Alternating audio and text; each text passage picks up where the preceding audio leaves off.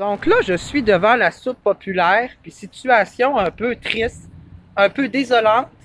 Donc, il y avait une femme qui avait rien à manger. Elle est rentrée un peu en crise, en détresse, elle est en train de crier « Va-tu voir que je me prostitue pour manger? » Parce que ça coûte $1 pour manger à la soupe populaire, parce que maintenant, à la Maison des Sans-Abri, ils ne donnent plus de coupons pour avoir un dîner gratuit. Donc là, les employés de la soupe populaire ne savaient pas trop comment gérer ça. Ils ont donné un repas, mais ça ne change pas que la jeune madame était vraiment très éprouvée et en crise à cause de ça. Donc, voilà qui remet en perspective le financement. Quand on finance à 5% les services sociaux au Québec, il ne faut pas se surprendre de voir ce genre de situation-là arriver, là. Depuis un certain moment, la Maison des Sans-Abri de Chicoutimi offre de moins en moins de services aux externes. Ça, qu'est-ce que ça veut dire? Ça veut dire qu'il y a beaucoup de personnes qui vivent de l'itinérance et qui vivent dans la rue, qui ont plus accès à leurs services et qui ne peuvent pas manger à leur faim dans les fêtes. Donc, est-ce qu'on peut parler réellement de solidarité?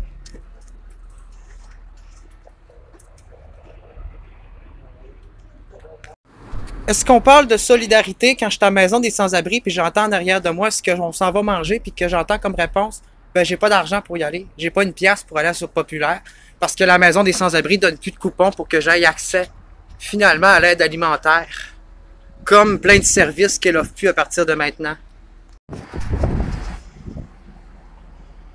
En fait, la vérité, c'est que dans les derniers mois, la Maison des Sans-Abri s'est jamais autant détériorée.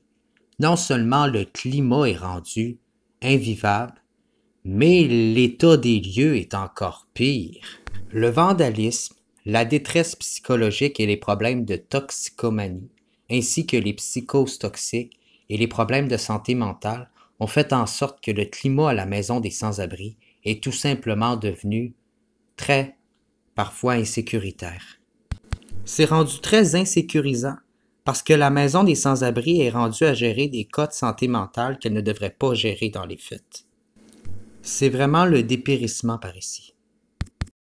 Dites-moi, est-ce que tout ça, c'est le résultat d'un financement de 6,4% dans nos services sociaux, de tout l'argent qu'on met dans la santé, mais qu'il y a 95% qui ne se retrouvent pas dans les services communautaires, malheureusement?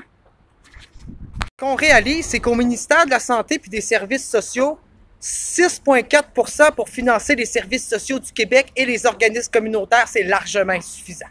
C'est pas assez de pantoute. Fait que c'est ça qui arrive. Je fume un joint avec Manon Massé à la place du citoyen. J'étais avec Gabriel Nadeau-Dubois aussi. Ouais. Québec solidaire a décidé de monopoliser la place pour protester contre le définancement des services. 6,4%, c'est la part du financement que les services sociaux reçoivent dans le ministère de la Santé. Les organismes communautaires reçoivent 8,2% de ce 6,4%, ce qui donne quoi? 0,01% de la part des revenus pour aider les organismes communautaires dans les services sociaux et de santé? Ça n'a pas de sens.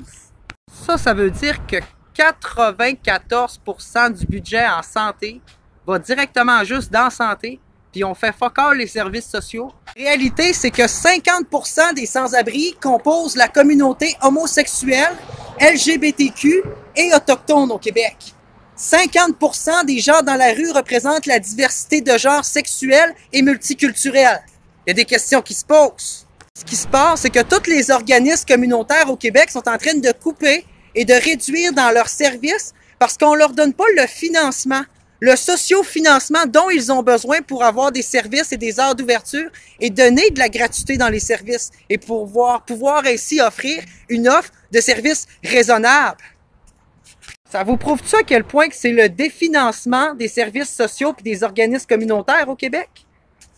Depuis qu'on sait que quand on a broché la santé avec les services sociaux, on s'attendait pas que 96% du budget se retrouve dans la santé, puis qu'on laisse même pas 6,4% aux services sociaux, et à travers ça, 8,2% aux organismes communautaires dans ce 6,4% dédié aux services sociaux.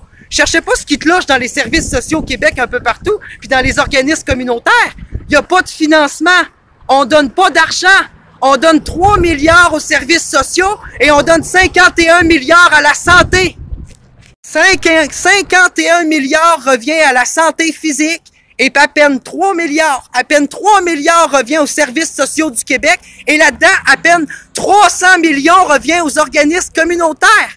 C'est quoi qui revient à la Maison des sans-abri de Chicoutimi sur 300 millions divisé entre tous les organismes communautaires du Québec, dites-moi? C'est quoi qui reste pour payer des salaires, pour payer des services, pour avoir des heures de services raisonnables, puis offrir des services, puis de la gratuité aussi? J'étais en beau torieux, j'étais en beau tabarnak quand j'apprends que les services sociaux récoltent même pas 10% du financement dans les services de santé. Après ça, on se demande pourquoi que les patients disent qu'il n'y en a pas de services en santé mentale au Québec. C'est sûr, il y a juste le nom décrit sur la façade. À l'intérieur, c'est vide, il n'y en a pas de financement. On le sait aujourd'hui, les organismes communautaires sont sortis, on le sait qu'il n'y en a pas de financement dans les services sociaux. Fait que qu'est-ce qu'on attend là au prochain budget pour donner de l'argent enfin en santé mentale au Québec? Au moins, je sais pas, 10% du budget en santé, ça serait déjà un bon départ, non? Pendant le COVID, on avait ouvert des ressources. On avait ouvert des ressources pour aider à l'itinérance, pour donner des soins essentiels aux plus démunis. Puis on dirait qu'après la COVID, le gouvernement s'est dit, c'est pas grave, c'est pas important l'itinérance, on va tout fermer ça. C'est pas grave de donner juste 6,4% du budget en santé aux services sociaux. C'est pas grave de donner moins de 10%. Comment ça se fait qu'au Québec, réellement là, on donne moins de 10% du budget en santé aux services sociaux? Savez-vous comment que j'appelle ça, moi? Des services sociaux de façade.